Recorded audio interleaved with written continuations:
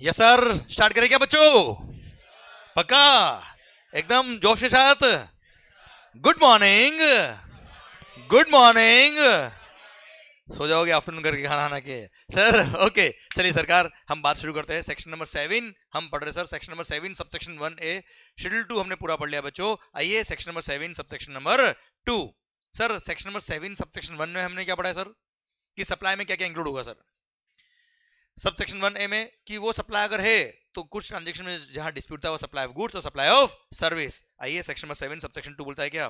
Following transactions are neither supply of goods nor supply of services. उसमें दो clause है, clause number A और clause number B.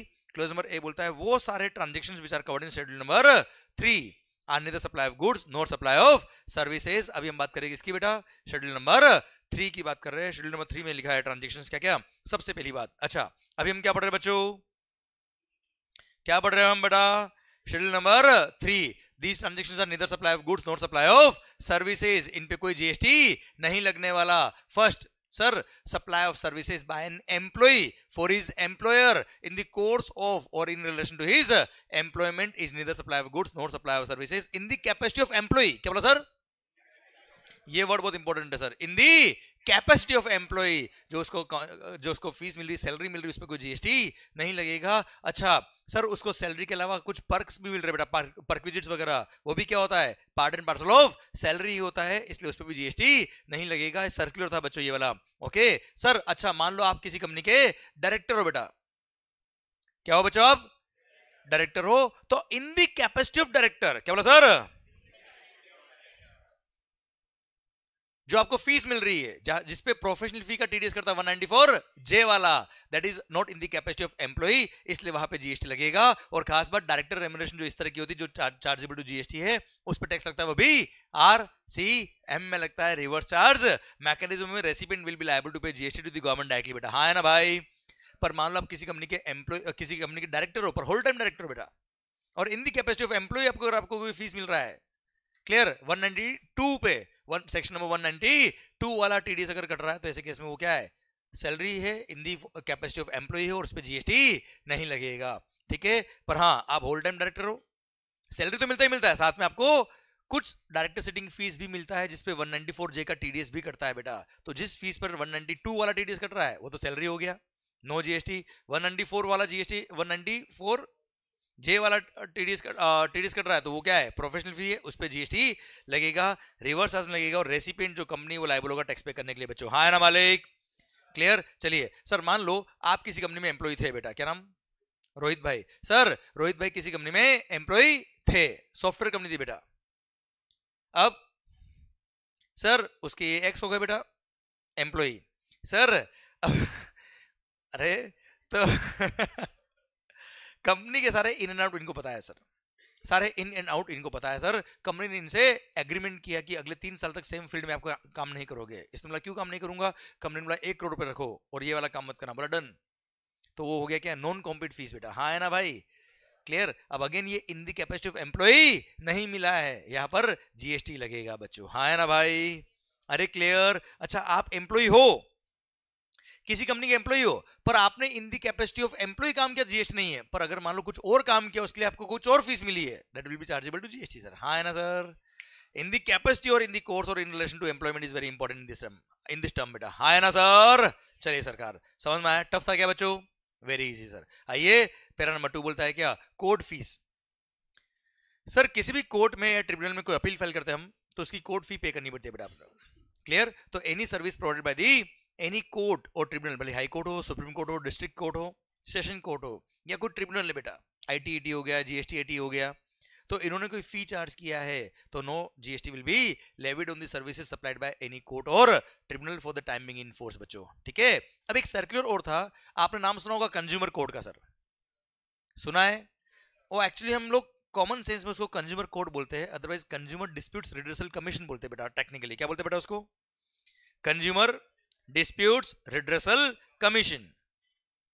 Clear? अब यहाँ पे अगर आपको कोई कंप्लेन करनी है या उसके अगेंस्ट किसी को केस फाइट करना है तो वहां पे कुछ फीस पे करना पड़ता है इनको बेटा। तो अगेन सर्कुलर ने क्लेरिफाई किया कि ऑल्दो ये कोर्ट नहीं है, पर कोर्ट के सारे पावर इसको दे रखे हैं, सारे जुरिस्डिक्शनल जो फंक्शंस होते हैं वो सारे इसको दे रखे हैं, तो it will be treated as if it is court only. और इनको जो फीस इन्होंने चार्ज करी उस पर भी GST नहीं लगेगा, कोई GST पे करने की जरूरत नहीं है। ओके मालिक? ठीक। पॉइंट नंबर 3, सर देश के नेता लोग, अच्छा कोई मेंबर ऑफ पार्लियामेंट अगर है तो क्या देश का एम्प्लॉय है क्या बेटा? कोई MLA है, विधायक साहब या सांसद साहब, क्या वो देश के एम्प्लॉय है क्या सर? नहीं। कौन है वो?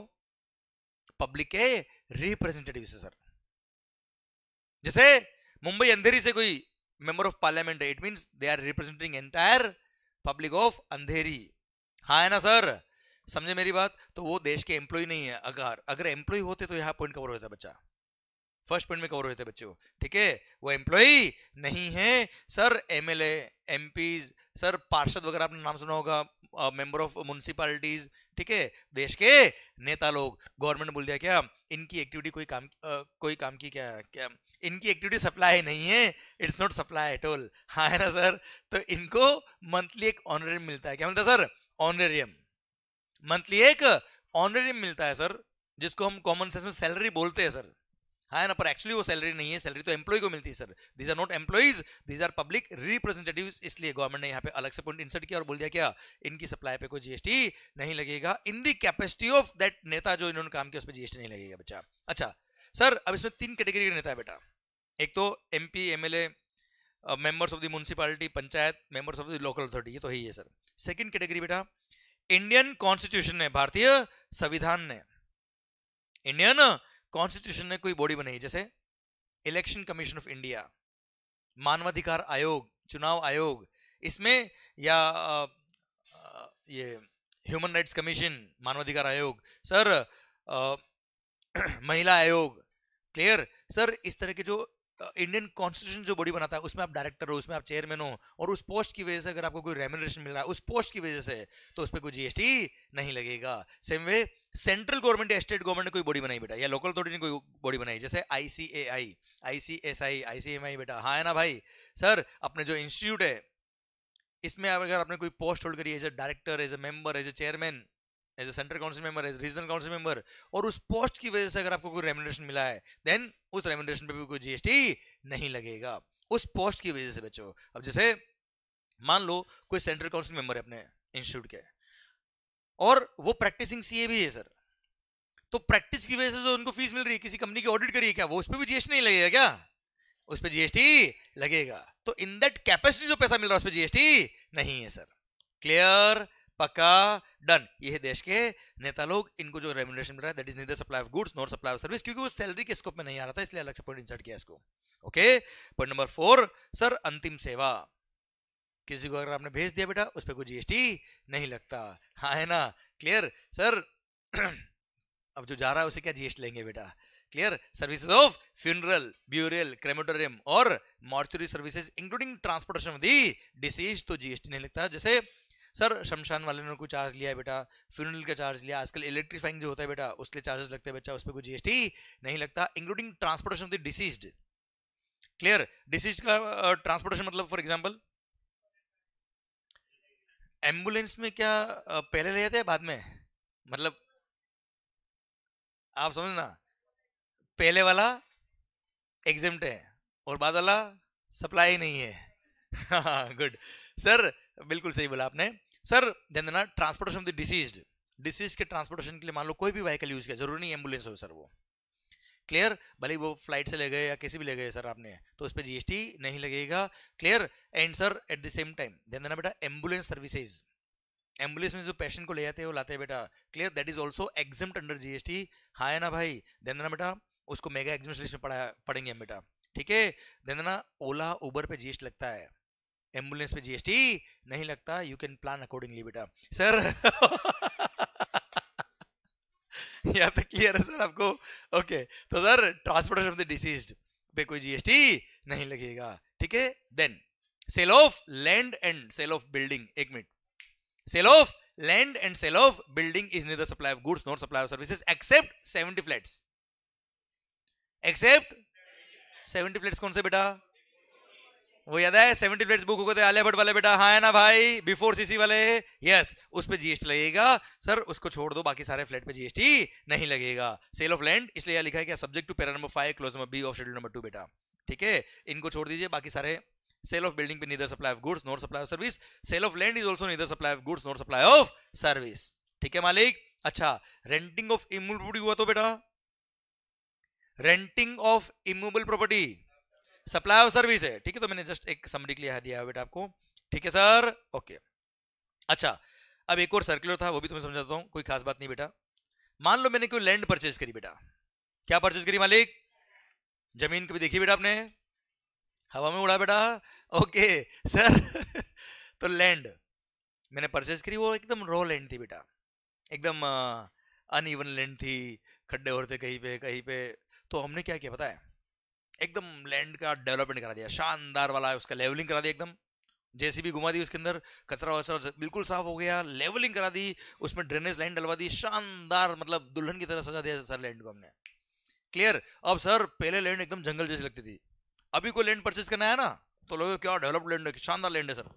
तो मैंने क्या किया, 1 CR में लैंड परचेज किया,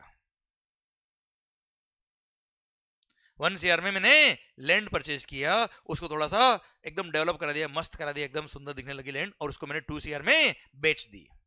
अब बताओ मैंने 2 CR में क्या बेचा बेटा? Developed land. पर है तो क्या अल्टीमेटली लैंड है या नहीं है?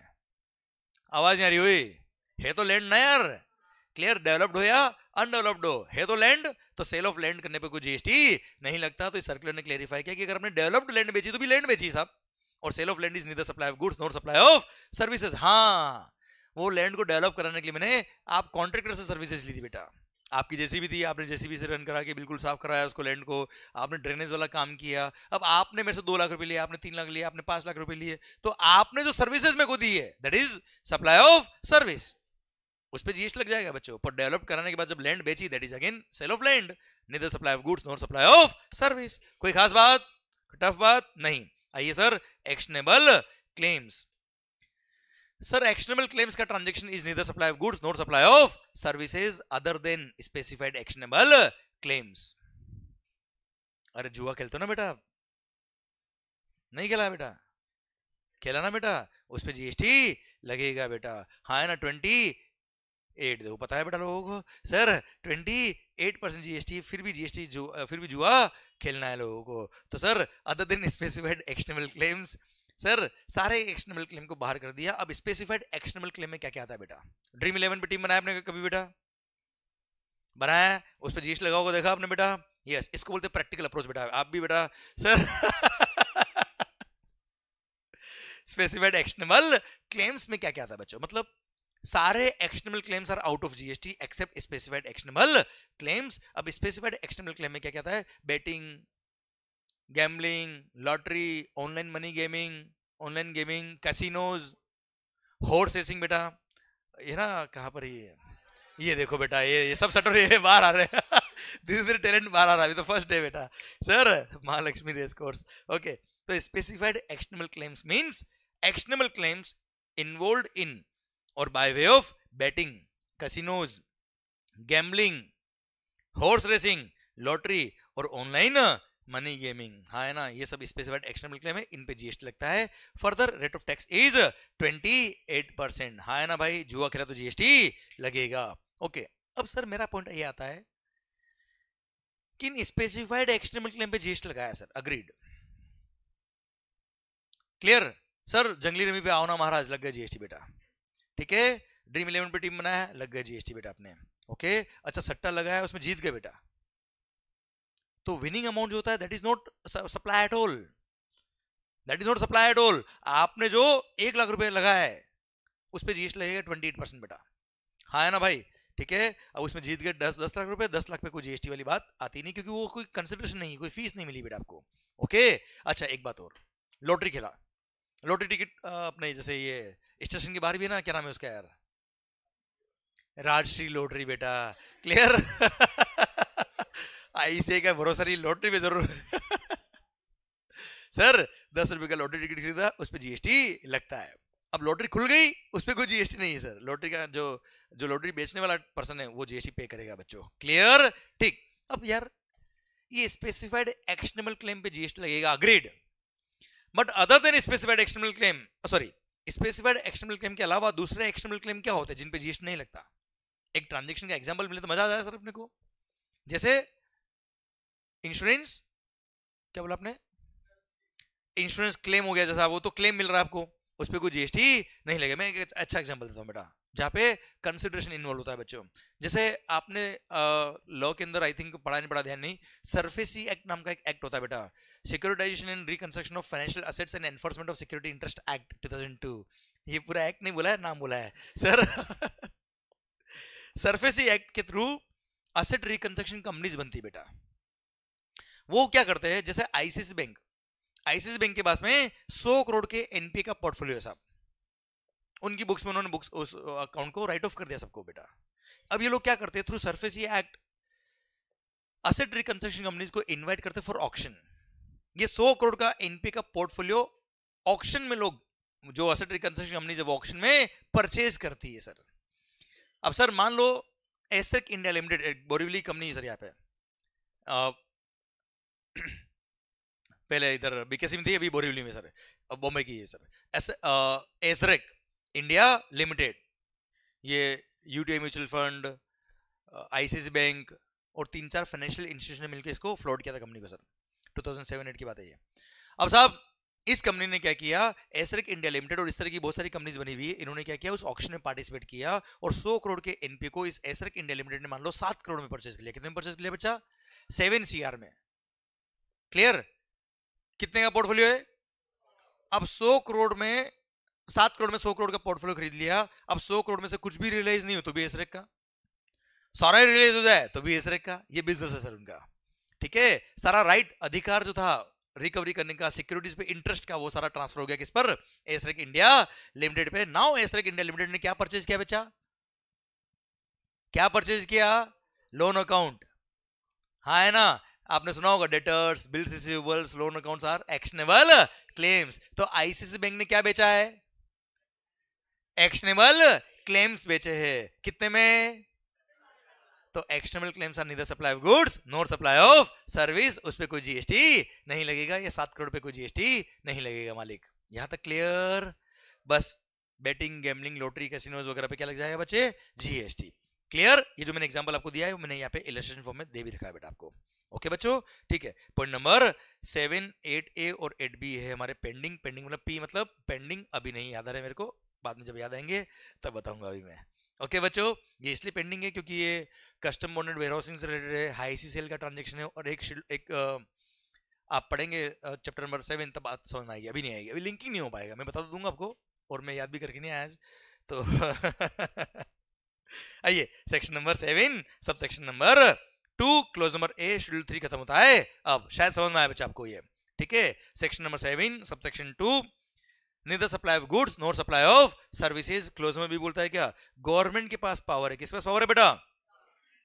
तो गवर्नमेंट नोटिफाई करेगा कुछ एक्टिविटी को जो गवर्नमेंट खुद परफॉर्म करता है एज ए पब्लिक अथॉरिटी।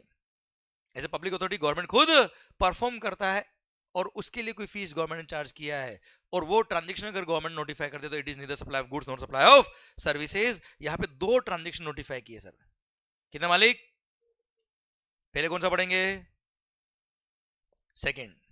वो क्या आपके ज्यादा जल्दी समझ में आएगा बेटा, जैसे एल्कोहल लिकर बेटा सर। अच्छा ये दारू नीचे दुकान में मिलती है किसी भी दुकान में, जनरल स्टोर पे बेटा? नहीं, कहाँ मिलती है सर?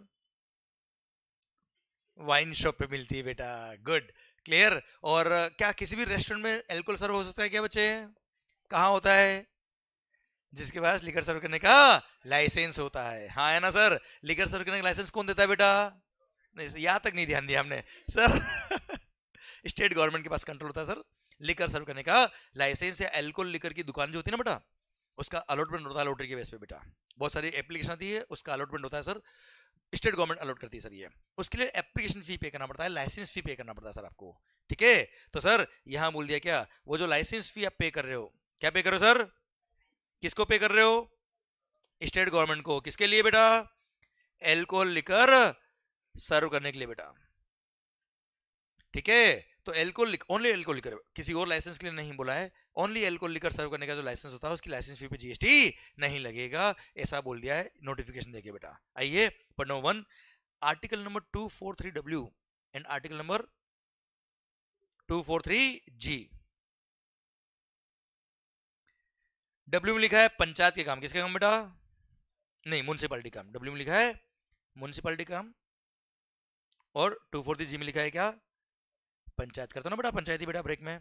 क्लियर? तो सर आर्टिकल नंबर 243W या article number 243G of the Indian constitution में जो म्युनिसिपैलिटी इन पंचायती काम लिखे, वो काम अगर central government, state government, union territory या लोकल अथॉरिटी ने परफॉर्म किया एज अ पब्लिक अथॉरिटी, तो ऐसे केस में it is neither supply of goods not supply of service. ये नोटिफिकेशन दिया। एक एग्जांपल देके समझाऊंगा तो आपको समझ में आएगा बच्चों। अभी तो मैंने केवल पॉइंट बोला है। जैसे मुंबई को साफ सफाई करना है, मुंबई की साफ सफाई करनी sir, public health, sanitation conservancy, solid waste management, slum improvement, upgradation, ये सारे काम लिखे हैं आर्टिकल नंबर 243W में और G में बेटा। आपको सब नाम याद नहीं करने सर, एग्जांपल के लिए मैंने आपको बताया बेटा। जैसे public health, sanitation conservancy, solid waste management, साफ सफाई का काम।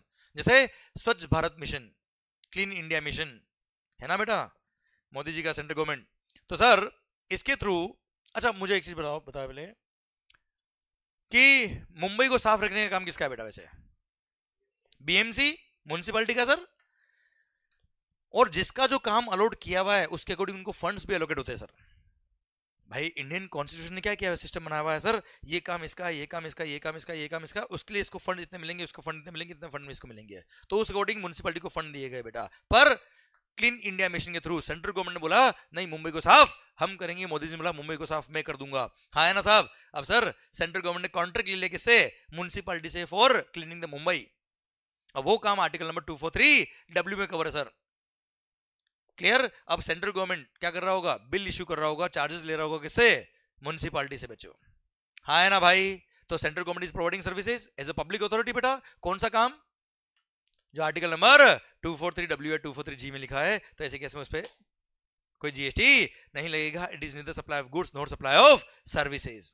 क्लियर? पक्का माहौल। चलिए ये था आपका क्या section number 7 sub section number 2, following transactions are neither supply of goods not supply of services. अब आ रहा है क्या सब सेक्शन नंबर 3, जो कोई काम का नहीं है, क्योंकि यहां पे सेक्शन बोल रहा हूं मैं आपके लिए, पर अभी तक कोई नोटिफिकेशन नहीं आया आज तक कि गवर्नमेंट के पास पावर दिया है, और पावर देके sir central government is the power to notify, और नोटिफिकेशन इश्यू करके वो बोल सकते हैं कि ये particular transaction supply of goods कहलाएगा, सप्लाई ऑफ सर्विस नहीं कहलाएगा, और ये particular transaction supply of service कहलाएगा, सप्लाई ऑफ गुड्स नहीं कहलाएगा। हाँ ना मालिक? क्लियर? और 8% इस पे कोई भी नोटिफिकेशन अब तक इश्यू नहीं हुआ है। कल को कभी कोई डिस्प्यूट हुआ कि सप्लाई ऑफ गुड्स है कि सप्लाई ऑफ सर्विस, तो गवर्नमेंट चाहे तो क्या कर सकता है? नोटिफिकेशन इश्यू करके बोल सकता है कि ये ट्रांजैक्शन सप्लाई ऑफ गुड्स है, ये ट्रांजैक्शन सप्लाई ऑफ सर्विस नहीं है, ये ट्रांजैक्शन सप्लाई ऑफ सर्विस है, सप्लाई ऑफ गुड्स नहीं है। 8% कोई भी नोटिफिकेशन इसका इश्यू नहीं हुआ, इसलिए कोई एग्जाम्पल इसका नहीं है बेटा। ठीक है? जो डिस्प्यूट थे ऑलरेडी शेड्यूल नंबर 2 में ऑलरेडी कवर हो गए सारे। ठीक है मालिक? क्लियर? इसी के साथ सेक्शन नंबर 7 खत्म होता है। अब कोई खास बात? पक्का? डन? ठीक है सर। तो अब एक चीज आप ध्यान रखिएगा, कभी भी लाइफ में कोई ट्रांजैक्शन आपके सामने आ जाए क्वेश्चन के अंदर कि ये सप्लाई है कि नहीं है, ये पर्टिकुलर ट्रांजैक्शन सप्लाई के स्कोप में आएगा कि नहीं आएगा, तो क्या करेंगे हम? सबसे पहले section number 7 sub section number 1 देखेंगे। हम देखेंगे क्या वो फॉर अ कंसिडरेशन है कि विदाउट कंसिडरेशन है बेटा। अगर फॉर अ कंसिडरेशन है तो 1 close section number 7 subsection 1 close number A double और बी में आ जाएगा बच्चा। विदाउट कंसिडरेशन है तो भी वो सप्लाई हो सकता है, अगर वो शेड्यूल नंबर 3 शेड्यूल नंबर 1 में कवर है तो बेटा वहां कवर हुआ तो बात अलग है, नहीं हुआ तो सप्लाई नहीं है। अच्छा, कोई ट्रांजेक्शन सप्लाई के स्कोप में तो आ रहा है, सप्लाई के स्कोप में आ रहा है, पर अगेन चेक कर लेना क्या वो शेड्यूल नंबर 3 में कवर है क्या बच्चों? क्लियर? या कहीं वो नोटिफाई तो नहीं किया है सेक्शन नंबर 7 सबसेक्शन 2 के अंदर बच्चों? क्लियर? अगर वहां नोटिफाई किया होगा तो वो सप्लाई नहीं होगा, अदरवाइज सप्लाई के स्कोप में आ जाएगा। कोई ट्रांजैक्शन सप्लाई ऑफ गुड्स है कि सप्लाई ऑफ सर्विस है, उसमें कोई डिस्प्यूट हो तो वैसे भी वो सामने आती है, आपके दिमाग में आ जाएगा, क्योंकि शेड्यूल 2 में हमने वो सारे ट्रांजैक्शन पढ़ रखे बेटा। ठीक है मालिक? इस तरह से आपको एनालाइज करना है कि सप्लाई है कि नहीं है। पक्का? 100% डन? पक्का बच्चों? डन। इसी के साथ ये सेक्शन नंबर 7 पूरा खत्म होता है। अब अभी एक दो सर्कुलर और है इसके, वो भी तुम्हें बता देता बच्चों में। आइए, सबसे पहला सिक्योरिटीज लैंडिंग स्कीम बेटा। सिक्योरिटीज लैंडिंग स्कीम क्या होता है ये मैं तुम्हें समझाता हूं बच्चों। सर इसके थ्रू क्या हुआ, आज मान लो Reliance Industries Limited, Reliance Industries Limited, इसके मान लो आपके पास 10,000 शेयर है बेटा। कितने? 10,000 शेयर। एक शेयर लगभग 3,000 रुपए का सर। अब आप मुझे बताओ, मतलब हो गया कितने? 30 करोड़ के वैल्यू के सर शेयर्स। अब आपने जो शेयर ले रखे वो लॉन्ग टर्म के लिए ले रखे, 3 साल तक मेरे को कुछ नहीं करना है सर। अब 30 करोड़ के लिए आपने इन्वेस्टमेंट करके रखा हुआ है सर, 3 साल बाद देखेंगे जो करना होगा। अब सर हमारे आशीष भाई, इनको मान लो वर्किंग कैपिटल की रिक्वायरमेंट है। क्लियर? अब आपसे इसने लोन लेना चाहा तो आपने बोला नहीं मैंने तो शेयर खरीद लिया यार, पैसा तो मेरे पास है ही नहीं। क्लियर? तो गवर्नमेंट ने क्या किया, मार्केट में लिक्विडिटी डालने के लिए स्कीम लेके आई थी 1997 में। पहले ट्रांजेक्शन सीखिए, जीएसटी तो पढ़ लेंगे सर हम। अब क्या होगा, तो गवर्नमेंट ने सिक्योरिटीज लेंडिंग स्कीम लेके आया, तो इसने बोला एक काम कर, आरबीआई सेबी के थ्रू जो अप्रूव्ड इंटरमीडिएट होते हैं ना, ब्रोकर वगैरह, मोतीलाल ओसवाल, चॉइस ब्रोकिंग वगैरह जितने भी है सर, तो एक काम करो आप उनके थ्रू आप मेरे को ये सिक्योरिटीज लैंड कर दो।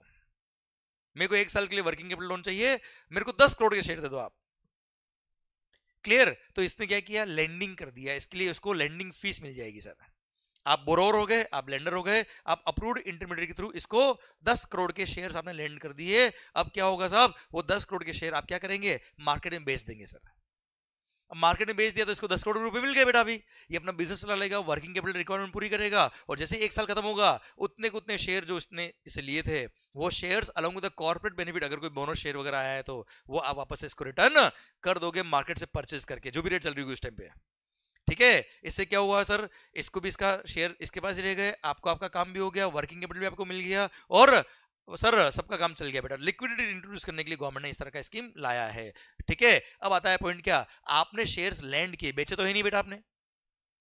देखो securities are neither goods nor services, पर आपने शेयर बेचे नहीं, आपने क्या किया, लैंड किया है, लैंडिंग फीस आपने चार्ज करी होगी। तो यहां सर्कुलर ने बोला क्या, yes yes yes that landing fees supply of service, और उस पर जीएसटी लगेगा, पर खास बात रिवर्स चार्ज मैकेनिज्म में लगेगा, और हमारे भाई जो रेसिपिएंट है बोरोर वो टैक्स पे करेंगे to the government directly reverse charge mechanism में, और वो भी आईजीएसटी। क्या पे करेंगे सर, ये आईजीएसटी पे करेंगे रिवर्स चार्ज मैकेनिज्म में बेटा। और अप्रूव्ड इंटरमीडिएट जो था बीच में बेटा ब्रोकर, उसने जो अपनी कमीशन चार्ज किया होगा, ब्रोकरेज चार्ज किया होगा, उस पर भी जीएसटी लगेगा। वो तो नॉर्मल फॉरवर्ड चार्ज मैकेनिज्म में वो खुद टैक्स पे करेगा सर। कोई खास बात?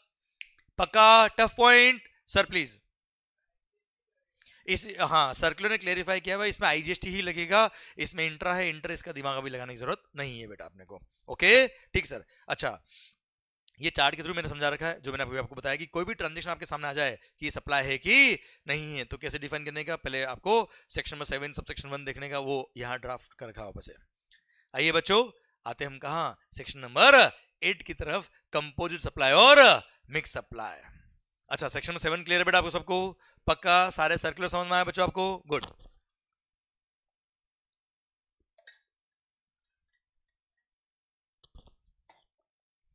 कंपोजिट सप्लाई और मिक्स सप्लाई। सबसे पहली बात, whenever more than one supplies are made together, whenever more than one supplies are made together,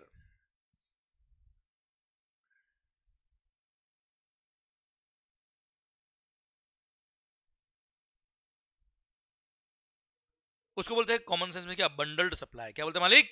bundled supply.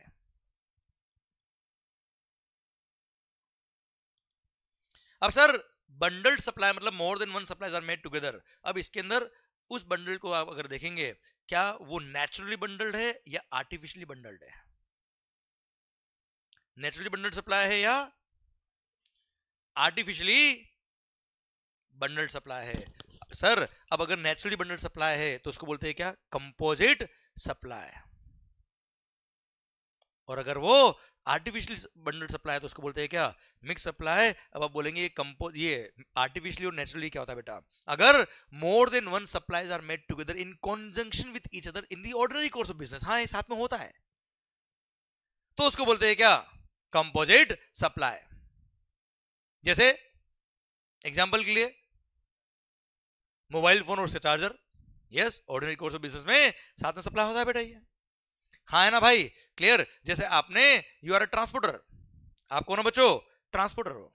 अब आपने गुड्स का ट्रांसपोर्टेशन किया है, साथ में लोडिंग अनलोडिंग भी किया है, ठीक है सर, होता है नॉर्मल कोर्स ऑफ बिजनेस में, ठीक है। आप मोबाइल बेचते हो, आप लैपटॉप बेचते हो, आपने क्या किया? गुड्स को घर पे डिलीवर कराया कस्टमर के, तो ऑर्डिनरी कोर्स ऑफ बिजनेस में घर पे डिलीवर होता है सर ये, क्लियर? तो इसमें क्या हो गया? मोबाइल बेचा भी आपने और डिलीवरी चार्ज भी लिया बेटा आपने, it's a composite supply, clear? तो जो भी supplies ordinary course of business में साथ में सप्लाई होती है उसको बोलते हैं क्या? Composite supply. जैसे आपने किसी होटल में अकोमोडेशन लिया है, सर आप मान लो, सर क्या नाम? अमय। जैसे आप 5 दिन के लिए गोवा घूमने गए बेटा, क्लियर? क्यों गए बेटा? मतलब गोवा घूमने गए बेटा, इसमें क्या है? आपने होटल में स्टे किया, होटल में रूम बुक कराया सर आपने 5 दिन के लिए, सर साथ में ब्रेकफास्ट और डिनर भी इंक्लूड था बेटा। क्या हो गया? अच्छा आपने कुछ और सोच लिया। तो होटल अकोमोडेशन सर्विसेज में सर होटल स्टे तो था ही था, साथ में रेस्टोरेंट सर्विसेज भी थी बेटा। अब आप मुझे बताओ, ऑर्डिनरी कोर्स ऑफ बिजनेस में साथ में सप्लाई होता है ना सर ये? अरे हाँ है ना भाई, क्लियर? तो ब्रेकफास्ट और डिनर साथ में ऑर्डिनरी कोर्स ऑफ बिजनेस में साथ में होता है, तो it's a composite supply, clear? ये कुछ एग्जांपल मैंने आपको दिए डिफाइन करने के लिए कंपोजिट क्या होता है और मिक्स क्या होता है। पहले कंपोजिट की बात पूरी कर रहा हूं मैं आपसे। और अगर कोई सप्लाई कंपोजिट सप्लाई है तो आप मुझे बताओ गोवा क्यों गए बेटा? मतलब वो होटल में होटल वालों ने सर्विसेज दी, वो कौन सी दी है sir? Hotel accommodation along with the breakfast and dinner, तो रेस्टोरेंट और होटल दोनों है सर। तो उसमें प्रिंसिपल एलिमेंट क्या है? Stay is the principal element. तो प्रिंसिपल एलिमेंट जो होगा उसी को हम मानेंगे कि ये सप्लाई किया है और अकॉर्डिंगली क्लासिफिकेशन होगा। मतलब मान लो होटल वालों ने 50,000 रुपये चार्ज किया आपसे 10,000 रुपये पर डे के हिसाब से, तो ऐसे केस में पूरा 50,000 क्या है? Supply of hotel accommodation services, और पूरे 50,000 पे होटल अकोमोडेशन की जो रेट ऑफ टैक्स होगा, भले हायर हो लोअर हो, we don't care, accordingly tax लगेगा, ठीक है। पर यही अगर क्या होता बेटा? मिक्स सप्लाई होता, where more than one supplies are not made together in conjunction of each other, but उसने जबरदस्ती साथ में सप्लाई किया, कॉम्बो बना के बेचा है, clear? For a single price, for a single price. तो ऐसे केस में वो मिक्स सप्लाई होगा, और मिक्स सप्लाई अगर है तो ऐसे केस में द गुड्स और services which gives it highest liability, which gives it highest liability, उसमें क्लासिफाई करेंगे, बात खत्म। हाँ है ना मालिक? क्लियर? द गुड्स और सर्विसेज और both which gives it highest liability, हम उसमें क्लासिफाई करेंगे और अकॉर्डिंगली टैक्स लगेगा सर इसमें, ठीक है? क्लियर? एग्जांपल देता हूं मैं आपको। सर मान लो टूथपेस्ट साथ में टूथब्रश फ्री, क्या कुछ फ्री है क्या बेटा? पहली बात तो कुछ फ्री नहीं है। क्यों? आप उस दुकान वाले को बोल सकते हो क्या, अंकल अंकल वो टूथपेस्ट तो नहीं चाहिए, वो ब्रश मेरा खराब हो गया, वो फ्री वाला ब्रश दे दो ना मेरे को, देंगे क्या आपको? ना हो पाएगा। तो वहां क्या हो रहा है सर? दो गुड सिंगल प्राइस से सप्लाई कर रहे हैं, जो ऑर्डिनरी कोर्स ऑफ बिजनेस साथ में सप्लाई नहीं होते यार, हाँ है ना? पर इन्होंने कॉम्बो बना के बेचा फॉर अ सिंगल प्राइस। अब सिंगल प्राइस अगर है और वहां पर ऑर्डिनरी कोर्स ऑफ बिजनेस में साथ में सप्लाई नहीं होता, तो इसको बोलते हैं क्या? आवाज नहीं आ रही, क्या बोलते हैं मालिक? Mix supply. और मिक्स सप्लाई अगर है तो हाईएस्ट लायबिलिटी, मान लो टूथपेस्ट पे रेट कितना 18% और टूथब्रश पे रेट कितना 12%, तो क्या होगा सर? 18% लग जाएगा पूरे बच्चों, हाँ है ना सर? चलिए सर एक और एग्जांपल, मान लो आप किसी स्वीट शॉप पे गए बेटा, मिठाई की दुकान कभी देखी बेटा आपने? मिठाई की दुकान, बेकरी वगैरह, केक शॉप, क्लियर? चलिए सर मान लो यहाँ से थोड़ा नीचे निकलेंगे बेटा, बाहर जाएंगे बिल्डिंग के बाहर, और वहां से लेफ्ट लेके थोड़ा राइट लेके वापस लेफ्ट लेंगे, तो वहां पे एक वहां पे एक स्वीट शॉप मिलेगी थी सर, बड़ी सी एकदम, देखा आपने? नाम क्या है? मंगल स्वीट शॉप बेटा, यस, गुड गुड। तो मंगल स्वीट शॉप पे क्या मिलता है बेटा? स्वीट्स मिलती है बेटा, वेरी गुड।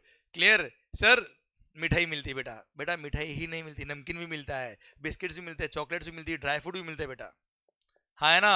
क्लियर? अब हमने क्या किया है सर, एक कोमो पैक बनाया हुआ सर, होता ना गिफ्टिंग के लिए दीपावली के टाइम पे या कोई फेस्टिवल उस टाइम पे होता ना सर, हमने एक गिफ्ट पैक बनाया है बेटा, उसमें कुछ ड्राई फ्रूट्स है, कुछ चॉकलेट्स है, कुछ नमकीन है, कुछ मिठाई है, और इस तरह का हमने एक पैक बना रखा है 2000 रुपए का बेटा, ठीक है? अब आप मुझे बताओ क्या ऑर्डिनरी कोर्स ऑफ बिजनेस में साथ में सप्लाई होता है ये? नहीं, तो it is a mix supply. Mix supply अगर है तो अब मान लो इसमें मैक्सिमम कंपोनेंट जो है वो ऐसी गुड्स है इस पे 5% रेट है पर केवल 2 चॉकलेट है उसके अंदर, और चॉकलेट रेट मान लो कितना है 28%, बताओ क्या होगा? बात खत्म, 28% ही लगेगा, भले 2 चॉकलेट ही हो सर उसके अंदर, क्वांटम से मतलब नहीं है, हाईएस्ट रेट जो होगा उसमें लगेगा, बात खत्म। क्लियर? समझे मेरी बात? तो आप हमेशा ये प्लानिंग कर सकते हो कि कौन से कॉम्बो बनाने, कौन से कॉम्बो नहीं बनाने हैं, अगर आपको टैक्स प्लानिंग करनी है तो, ठीक है? वरना मिक्स सप्लाई हुआ तो हाईएस्ट रेट ही लगने वाला है उस केस में। ओके मालिक? क्लियर? डन। तो ये था क्या, कुछ एग्जांपल किसके, कंपोजिट और मिक्स सप्लाई के। आई होप समझ में आया बच्चा आपको, ठीक है? चलो एक क्वेश्चन पूछ लीजिए आपसे, अगर समझ में आ गया तो बेटा, आ गया समझ में पक्के से? दिल थाम के जवाब देना सर, जल्दबाजी में नहीं बेटा। मान लो आप किसी इलेक्ट्रॉनिक शॉप पे गए बेटा, गोरेगांव में थी बेटा गड़ा इलेक्ट्रॉनिक्स बेटा, सर गड़ा इलेक्ट्रॉनिक्स बेटा बचपन से देखते देखते बड़े हो गए बेटा हम, ठीक है? पर जेठालाल वैसा वैसा ही बेटा सर। मान लो वहां से आपने एक टीवी परचेज किया, परचेज कर रहे हो मतलब आप शोरूम पे गए, एक टीवी, एक वॉशिंग मशीन, एक फ्रीज, एक एसी और एक माइक्रोवेव ओवन बेटा। आपने प्राइस पूछा गड़ा से, क्या नाम है उसका, जेठालाल से, सर किसी का प्राइस 50,000 था, किसी का 70,000 था, किसी का 12,000 था, किसी का 18,000 था, जो भी था सर, सब मिला के था कितना बेटा, जो भी अलग अलग प्राइस था रेस्पेक्ट उसने बताया बेटा। अब उसने बिल बनाया है, ध्यान से सुनना क्योंकि सावधानी दुर्घटना घटी।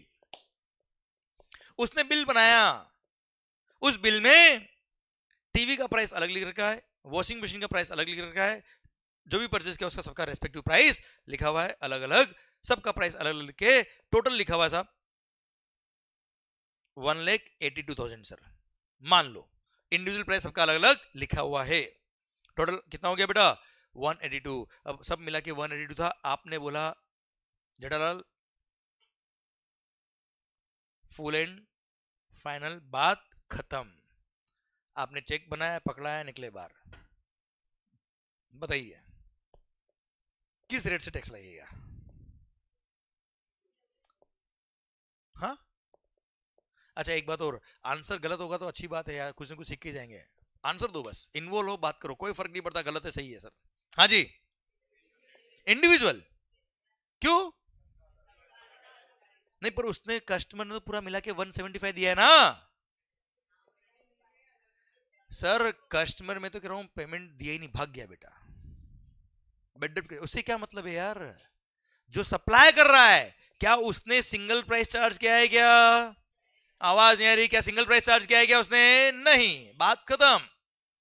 सिंगल प्राइस चार्ज करेगा सबका मिला के कॉम्बो बना के सर, तो ऐसे केस में वो क्या होता है बच्चों, मिक्स सप्लाई होता है। ऐसे केस में ना तो वो कंपोजिट है ना वो मिक्स है, individual respective value respective rate, बात खत्म। क्लियर? ना वो कंपोजिट है ना वो मिक्स्ड है, ठीक है sir? Respective value respective tax. Clear? कोई डाउट इसके अंदर?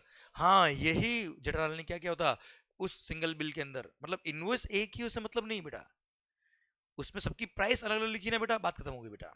हाँ सिंगल प्राइस लिखा होता है सबका मिला के कॉम्बो 1,75,000। अब बताओ क्या होता है बेटा, वो हाईएस्ट रेट लगता है उसके इसमें मिक्स सप्लाई होता है बेटा, ये वाला, हाँ है ना सर?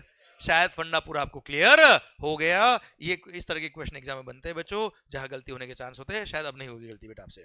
ओके बेटा, ठीक सर, आप ध्यान रखिए बच्चों, अपने को we are into final level यार, we are going to be consultant after some time. तो इंस्टीट्यूट भी क्या करता है, वो आपका दिमाग प्रेजेंस ऑफ माइंड चेक करता है सर, ठीक है? तो आपको ये ध्यान रखना है कि लॉ के अंदर क्या लिखा है, एप्लीकेशन बेस्ड आपका क्वेश्चन होना चाहिए हमेशा, एप्लीकेशन बेस्ड आपकी पढ़ाई भी होनी चाहिए बच्चों। ओके अरे क्लियर है सर? ये हो गया क्या, सेक्शन नंबर 8 खत्म। आइए अब इसके रिगार्डिंग जितने भी सर्कुलर है वो भी बात कर लेते हैं बच्चों, ठीक है? ये था कंपोजिट और मिक्स सप्लाई, शायद बात समझ में आ गई। अच्छा कौन सा सप्लाई कंपोजिट है और कौन सा supply mix supply, depends on case to case. अच्छा कौन सा सप्लाई कंपोजिट है, अगर कंपोजिट डिफाइन हो गया, अब कंपोजिट के बाद भी कौन सा एलिमेंट प्रिंसिपल एलिमेंट है, कि कंपोजिट सप्लाई में क्या होता है बेटा, प्रिंसिपल एलिमेंट में क्लासिफाई करते हैं। तो कौन सा एलिमेंट प्रिंसिपल सप्लाई है, again it depends on case to case. ठीक है, there is no single jacket formula which can define कि ये कंपोजिट है या ये मिक्स है या ये इसमें प्रिंसिपल एलिमेंट ये होगा। It depends on transaction to transaction, it depends on business to business.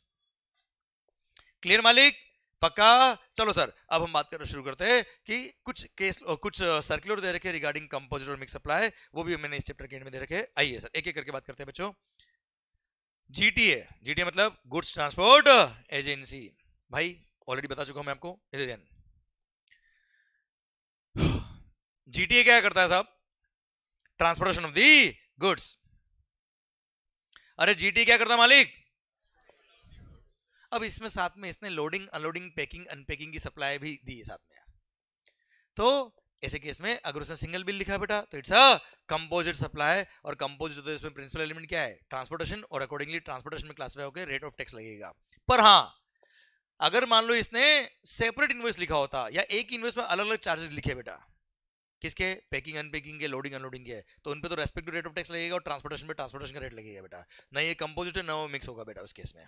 Okay done, ये था आपका क्या, जीटी रिगार्डिंग। अच्छा टायर्स, रीट्रेडिंग ऑफ टायर्स। अच्छा आपने कभी टायर देखे बेटा? नहीं देखे तो बेटा ये देख लो बेटा, ऐसे होता टायर। ओके सर, थोड़ी देर पहले आपने लैंड नहीं देखी थी बेटा, अभी आपने टायर नहीं देखा है, कोई बात नहीं। आप अभी नेक्स्ट ब्रेक होगा ना चाय वाला बेटा, तब नीचे जाना बेटा रोड पे, क्लियर? थोड़ा रोड से आगे जाना, हाईवे आता है ना बेटा, वहां रोड में लेटना ऐसा बेटा, बीच में बेटा। थोड़ी देर तो आपको टायर दिखेंगे, अलग अलग साइज के दिखेंगे बेटा, ठीक है? फिर बस आपको पूरी दुनिया एक साथ दिख जाएगी बेटा। सर अब वो जो टायर्स होते हैं बेटा, सर ये टायर पुराने जब हो जाते हैं बेटा तो क्या होता है, फिर ब्रेक लगते नहीं बेटा, है ना? सर क्या करना होता है इसको, क्या करते हैं, चेंज करते ना। तो तुम क्या सोच रहे हो, तो टायर चेंज करके फिर क्या करते हैं हम, नए टायर लगा देते सर फिर ब्रेक लगते हैं सर अपने अच्छे से।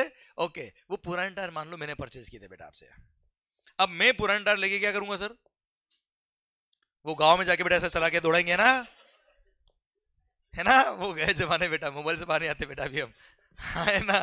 तो पुराने टायर का क्या करते हैं हम, सर आपकी फैक्ट्री सर आशीष भाई की, ये रीट्रेडिंग ऑफ टायर करता है। रीट्रेडिंग मतलब उसको नया करता है, रिफर्बिश करता है सर ये, हाँ है ना? मैंने आपसे एक 200 रुपए में टायर परचेस कर लिए, पुराने टायर, इट्स अ बिजनेस।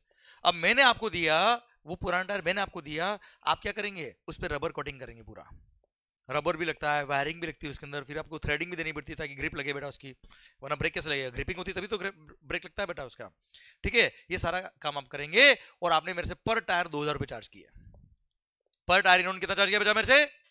अब इस 2000 में इनका रबर जो लगा उस पर, जो मटेरियल लगा इसके अंदर, वायरिंग वगैरह जो भी लगते हैं बेटा, वो सब भी आपका, और सर जो बनाने का चार्जेस है वो भी आपका बेटा। बताइए ऑर्डिनरी कोर्स ऑफ बिजनेस में साथ में सप्लाई होता है कि नहीं होता बच्चा? ये ऐसा तो नहीं होगा ना रबर में लाके दूंगा तो तू रबर लगा दे, रबर भी आपका होगा, मटेरियल सारे आपके होंगे और लेबर भी आपकी होगी बेटा। It's a composite supply. 2000 rupees जो आपने चार्ज किए, ये क्या है, कंपोजिट सप्लाई। अब इसमें प्रिंसिपल एलिमेंट क्या है, sale of rubber, retreading of tyres, supply of service is more essential, तो प्रिंसिपल एलिमेंट क्या हो गया, सप्लाई ऑफ सर्विस, और अकॉर्डिंगली टैक्स लगेगा सप्लाई ऑफ सर्विस के अकॉर्डिंग बेटा, हाँ है ना मालिक? ठीक, अब इसने 2000 रुपए मेरे से चार्ज किए, 200 रुपए का टायर मैंने आपसे परचेज किया, मेरे लिए कॉस्टिंग कितनी हुई 2200, फिर कुछ मिसलिनियस कॉस्ट मान लो मेरी 2500 सब मिला के मेरा कॉस्टिंग आया। अब मैंने टायर को बेच दिया कितने में, 4000 में। सर कितने में बच्चों, 4000 में मैंने क्या बेचा है, तो वो क्या होगा, sale of goods, that is supply of goods. Sale of retreaded tyres is sale of goods, supply of goods. कोई खास बात? ठीक सर, आइए bus body building. Bus body building मतलब आपने कभी ट्रक देखी होगी बेटा, हाईवेज पे देखा होगा, ट्रक की बॉडी नहीं बेटा, बाकी ट्रक पूरी है, बस ड्राइवर बैठा है अंदर, होता है ना, ड्राइवर का केबिन बना हुआ है सर, बाकी पूरी बॉडी कुछ नहीं होता है, केवल चेसिस टायर वगैरह इंजन वगैरह लगे होते हैं सर उसके अंदर, हाँ है ना मालिक? आपका गैरेज है सर, क्या नाम, आनंद के पीछे ऋषभ भाई का गैरेज है बेटा। ये क्या करते हैं, बस बॉडी बिल्डिंग का काम करते हैं बेटा। ये वो ट्रक मैन क्या भेज देता हूँ, ये उसका पूरा बॉडी बनाते हैं अकॉर्डिंगली, जैसा रिक्वायरमेंट होता है उस अकॉर्डिंग, एंड उसका चार्ज में से ही ले लेते हैं बेटा, हाँ है ना भाई? तो एक नोटिफिकेशन आया था टैरिफ के अंदर, उसके थ्रू क्लेरिफाई किया कि इसमें मटेरियल भी इसका है, देखो सर, और लेबर भी इसका है, पर प्रिंसिपल एलिमेंट क्या मानेंगे, सप्लाई ऑफ सर्विस है, इसलिए सप्लाई ऑफ सर्विस के प्रोविजन इस पे अट्रैक्ट होंगे और अकॉर्डिंगली टैक्स लगेगा बच्चों। कोई खास बात? चलिए, printing contract, again very good point, exam में भी आया हुआ है सर, आरटीपी में आया हुआ है सर। प्रिंटिंग कॉन्ट्रैक्ट, जैसे बुक आपके पास है बच्चों, ये बुक में प्रिंट कराता हूं सर, प्रिंटिंग प्रेस वाले क्या करते हैं सर, बुक प्रिंट करते हैं ना यार, पेपर भी उनका होता है, इंक भी उनका होता है, मशीन भी उनकी है सर, लेबर भी उनकी है, प्रिंटिंग करने की सर्विस भी उनकी है सर, मतलब मटेरियल भी उनका, लेबर भी उनका बेटा। अच्छा, मटेरियल प्लस लेबर इम्यूलेबिलिटी वाला होता है ना बेटा, उसको बोलते हैं वर्क्स कॉन्ट्रैक्ट बेटा। अब यह वर्क्स कॉन्ट्रैक्ट मत बोल देना आप, क्लियर सर। अब यहाँ पे मटेरियल भी उनका है, लेबर भी उनका है, पर सर इसमें आप मुझे बताओ, क्या पेपर की वैल्यू इज मोर इंपॉर्टेंट या printing quality is more important? Printing quality is more important, इसलिए सर ये लोग जो सप्लाई, अच्छा पहली बात तो ऑर्डिनरी कोर्स ऑफ बिजनेस साथ में सप्लाई होता है यार।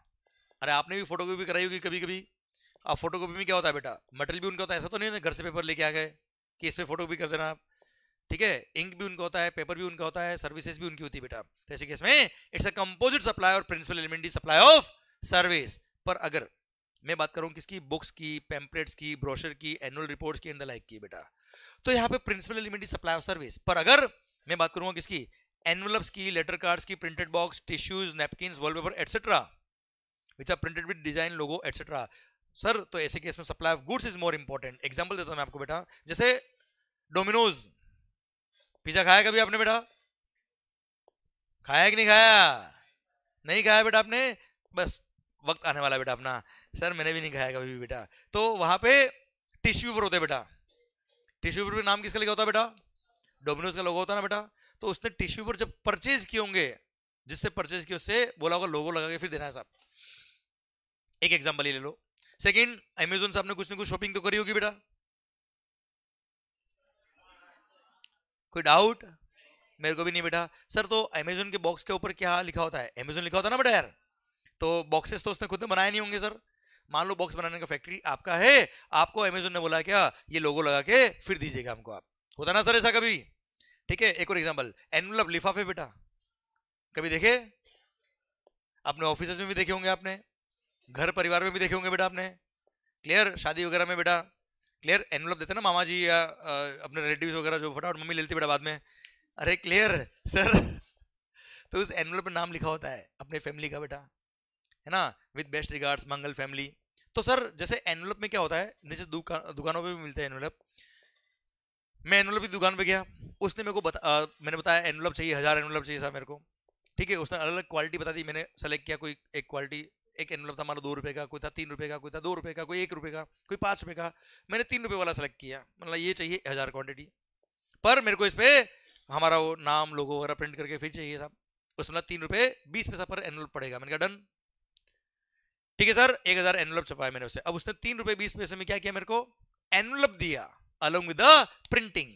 तो यहाँ पे प्रिंसिपल एलिमेंट क्या है, सेल ऑफ एनवलप।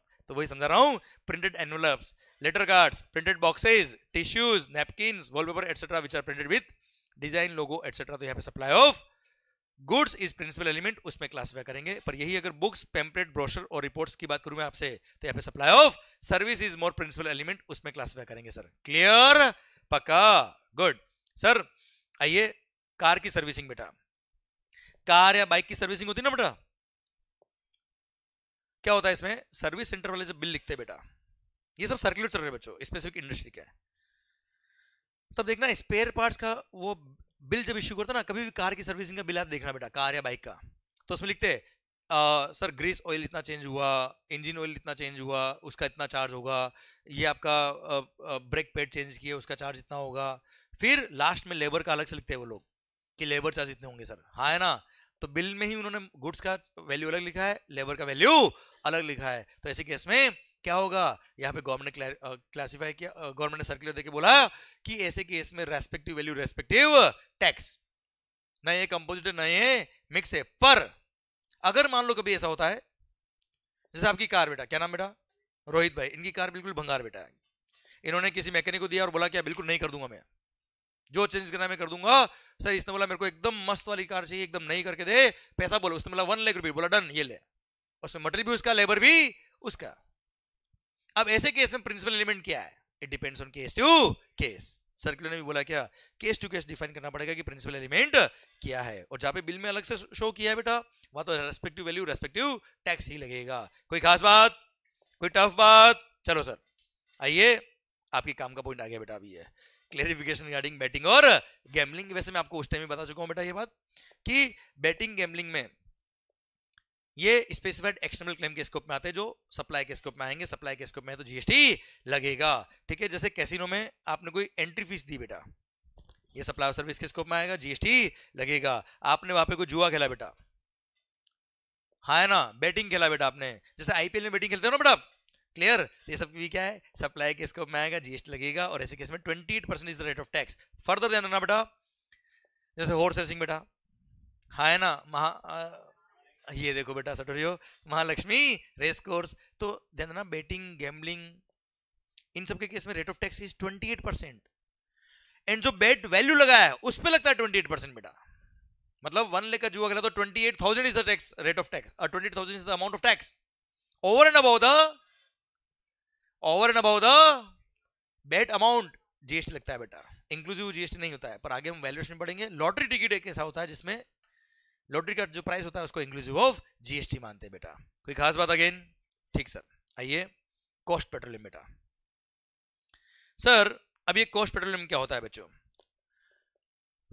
जैसे बॉम्बे हाई, नाम सुना होगा बेटा आपने, ये क्या करता है बेटा, ऑयल रिग्स इनकी है, ये ऑयल एक्सप्लोर करते हैं बेटा। अब सर मैं एक एग्जांपल देता हूं आपको और अच्छे समझ में आएगा। आज जैसे गवर्नमेंट है, आज देखना पेट्रोलियम ऑयल जितने भी होते हैं सब गवर्नमेंट के कंट्रोल में होते हैं सर, कोई प्राइवेट पार्टी इसमें काम नहीं करती सर। अब यहाँ पे गवर्नमेंट ने क्या किया, अपॉइंट किया मेरे को to explore the oil and to exploit the oil. मैं हूं कॉन्ट्रैक्टर, कौन है बेटा मैं? तो सर मेरे को बोलते हैं क्या, ये production sharing contractor, production sharing contractor बेटा। अभी क्या होता है बच्चों इसके अंदर कि मैं एक ऑयल एक्सप्लोरेशन कॉन्ट्रैक्टर हूं, मैंने गवर्नमेंट से कॉन्ट्रैक्ट लिया। अब मैं क्या करूंगा, ऑयल को ढूंढूंगा, एक्सप्लोर करूंगा, एंड अगर मिल गया तो उसको एक्सप्लोइट करूंगा बेटा मैं। फिर जितना एक्सप्लोइट हुआ वो मेरे को गवर्नमेंट को सरेंडर करना पड़ता है, ऑयल सारा वो मैंने ले सकता बेटा, ठीक है। अब सारा काम तो मैंने किया, ऑयल सारा गवर्नमेंट ले गया बेटा, तो मेरे को क्या होता है बेटा, इस तरह का कॉन्ट्रैक्ट होता है कि जितना प्रोडक्शन होगा उसका एक परसेंटेज शेयरिंग मेरे को मिलेगा, एक परसेंटेज शेयरिंग उनको मिलेगा बेटा। तो गवर्नमेंट को जो मैं शेयरिंग दे रहा हूं, क्लियर, ऑयल जो दे रहा हूं बेटा मैं, अब मेरी कॉस्ट तो लग गई पूरी ऑयल निकालने में बचाओ, और सारा ऑयल मैंने सरेंडर कर दिया गवर्नमेंट को बेटा। तो मेरे को क्या मिला, तो जितनी कॉस्ट मेरी इंकर हुई है वो कॉस्ट प्लस मेरा प्रॉफिट मार्जिन गवर्नमेंट मेरे को शेयरिंग के बेस पे देता है बेटा पैसा, हाँ है ना। तो उसको बोलते हैं क्या, कॉस्ट पेट्रोलियम। क्या बोलते हैं सर उसको? सो दैट मेरी कॉस्ट रिकवरी हो जाए, उस ऑयल को एक्सप्लोर करने की जो कॉस्ट आई वो। अब पॉइंट आता है क्या, क्या उस कॉस्ट पे जीएसटी लगेगा? तो यहाँ पे गवर्नमेंट ने क्लैरिफाई करके बोला जीएसटी नहीं लगेगा, क्योंकि I am not providing services to government. मैं एक इंडिपेंडेंट कॉन्ट्रैक्टर हूं, मेरे को कोई गवर्नमेंट से कॉन्ट्रैक्ट नहीं मिला कि यहाँ से ऑयल निकाल के ले और ऑयल निकाल के दे और इसके लिए इतना चार्ज ले लेना। सर मैं एक इंडिपेंडेंट कॉन्ट्रैक्टर हूं, मैं एक बिजनेसमैन हूं, मैं कोई सर्विसेज गवर्नमेंट को प्रोवाइड नहीं कर रहा हूं, मैं इंडिपेंडेंटली ऑयल एक्सप्लोर कर रहा हूं after taking rights from the government. Government से राइट्स लेने के बाद मैं खुद ऑयल एक्सप्लोर कर रहा हूं। सो मेरे को जो फीस मिल रही है, मेरे को जो चार्जेस मिल रहे हैं वो मेरी cost recovery plus profit recovery मिल रही है, मेरे को कोई फीस नहीं मिल रही है, हाँ है ना भाई। अगर फीस मिल रहा होता तो वो होता क्या, सप्लाई ऑफ सर्विस। वो एक्सप्लोरेशन की फीस नहीं मिल रही है, वो तो मेरा शेयरिंग के कॉन्ट्रैक्ट के हिसाब से मेरे को अपना कॉस्ट रिकवरी मिल रहा है, इसलिए इट इज नीदर, ये कोई सप्लाई के स्कोप में नहीं आएगा, इस पे कोई जीएसटी नहीं लगेगा। I am not providing any service to government, इसलिए इस पे कोई जीएसटी नहीं लगता। अरे क्लियर, पक्का, ओके, यहां तक मामला समझ में आपको? ओके, एक बात और लास्ट। अब मान लो गवर्नमेंट से कॉन्ट्रैक्ट मेरे को मिल गया सब ऑयल निकालने का। अब ऑयल निकालने का काम मेरा नहीं, मैं तो कोचिंग पढ़ता हूँ सर, टाइम ही नहीं सर इतना। तो मैंने किसी कॉन्ट्रैक्टर को अपॉइंट किया, मैंने कहा ऑयल निकालिए, इसके लिए जो चार्ज होगा आपका मुझे बताइए। इसने मेरे से बिल लिखा मेरे को फीस का इसका। अब मुझे बताओ ये क्या कर रहा है, he is providing services to mister Mangal, तो इसने जो चार्जेस लिए उस पर जीएसटी लगेगा। सेम वे मान लो मैं इंडिविजुअल नहीं होता, मैं एक जॉइंट वेंचर होता, क्या होता बेटा मैं, जैसे हम 10 लोगों ने मिलकर कॉन्ट्रैक्ट ले लिया गवर्नमेंट से, ठीक है, कॉन्ट्रैक्ट तो हमको मिल गया, अब ऑयल निकालेगा कौन? इन तीनों ने बोला हम ऑयल निकालेंगे सब, पूरा एक्सप्लोर हम कर लेंगे, पर इसके लिए हम हमारा चार्जेस जॉइंट वेंचर से लेंगे सर। तो जॉइंट वेंचर को अगर ये सर्विसेज सप्लाई करे तो हमने पढ़ा हुआ है क्या, मेंबर ने अगर जॉइंट वेंचर को सर्विस दी तो that is supply of service, और उस पर जीएसटी लगेगा। कोई खास बात अगेन? पक्का, डन। अच्छा, ज्वाइंट वेंचर जो चार्ज करा किससे? गवर्नमेंट से, that is not a supply of service बेटा, वो तो उनको कॉस्ट पेट्रोलियम मिल रहा है, which is not a supply of service और not a supply of goods. ठीक है सर, पर इंडिविजुअल मेंबर जो सप्लाई करे सर्विसेज किसको? ज्वाइंट वेंचर को, वो सप्लाई ऑफ सर्विस के स्कोप में आएगा। ठीक है सर, आइए priority sector lending certificates RBI issue करता है बेटा, ये क्लियर। अब सर क्या हुआ, प्रायोरिटी सेक्टर लेंडिंग सर्टिफिकेट्स जो होते हैं, these are issued by RBI and these are freely tradable securities. ये शेयर्स नहीं है, सिक्योरिटीज नहीं है, क्योंकि शेयर्स और सिक्योरिटीज होता है it is neither supply of goods, ना तो गुड्स होते हैं ना वो सर्विस होते हैं। ठीक है, तो सर्कुलर ने क्लेरिफाई किया कि दीज आर लाइक सर्टिफिकेट्स। कौन से सर्टिफिकेट्स? ये रहा बेटा, these are likely freely tradeable duty credit scripts, renewable energy certificates, REP licence, replenishment licence, जो वापस मार्केट में बिकते हैं बेटा। ये क्लियर। Priority sector lending certificates banking sector में सेल होता है, हाँ है ना, तो ये गुड्स के स्कोप में आएगा। और प्री जीएसटी भी इसको गुड्स मानते थे और उस पर अकॉर्डिंगली टैक्सेस लगते थे, तो इसलिए जीएसटी में भी ये गुड्स के स्कोप में आएगा और उस पर जीएसटी लगेगा। वो एक अलग बात है, रेट ऑफ जीएसटी इस पे 0% है, नील रेट एक अलग बात है सर, पर ये गुड्स के स्कोप में आएगा बेटा। ठीक है मालिक, फर्दर इस पर जो टैक्स लगता है वो क्या लगता है बेटा? हमेशा आईजीएसटी लगेगा। क्या लगेगा सर इस पे? आईजीएसटी। आरबीआई का ई कोबर पोर्टल दे रखा है, जिसपे इसका जो बैंक्स वगैरह होते हैं, फाइनेंशियल इंस्टीट्यूशन होते हैं, इसको ट्रेडिंग करते हैं, इसके थ्रू इसका प्रायोरिटी सेक्टर लैंडिंग सर्टिफिकेट का ये ट्रेडिंग करते हैं और उस पर आईजीएसटी लगेगा सर। ठीक है मालिक, ठीक, ये सिक्योरिटीज नहीं है, ये गुड्स की तरह मानी जाएगी। देन आइए, अगर होल्डिंग कंपनी ने, किसने सर? होल्डिंग कंपनी ने सब्सिडरी कंपनी में शेयर्स होल्ड करे हुए सर, क्या केवल शेयर्स होल्ड करना इज सप्लाई ऑफ सर्विस? आवाज नहीं आ रही हुई? नहीं, तो अगेन सर्कुलर आया कि if holding company is holding shares in the subsidiary company, केवल इतना काफी नहीं है to be a part of service, इसलिए सर्विस नहीं होगा। हाँ, अगर होल्डिंग कंपनी ने कोई सर्विसेज दी होती, किसको? सब्सिडरी कंपनी को, भले वो मैनेजमेंट सर्विसेज हो गई या कोई भी सर्विसेज हो गई, तो ऐसे केस में सप्लाई ऑफ सर्विस के स्कोप में आता। Otherwise mere holding of shares in the subsidiary company is neither supply of goods not supply of service, क्योंकि securities are neither goods nor services. Last, क्या मूवी देखने गए? अरे movie देखने कभी तो गए होंगे सर। हाँ जी, हाँ जी, हाँ जी, किसी साथ गए वो छोड़ो बेटा, पॉइंट ये, पॉपकॉर्न खाए होंगे बेटा आपने? नहीं खाया बेटा, कोई बात नहीं सर। तो वहां पे पिज्जा खरीदा होगा आपने सर? नहीं खरीदा, तो लोगों को देखा तो जरूर होगा बेटा आपने। तो सर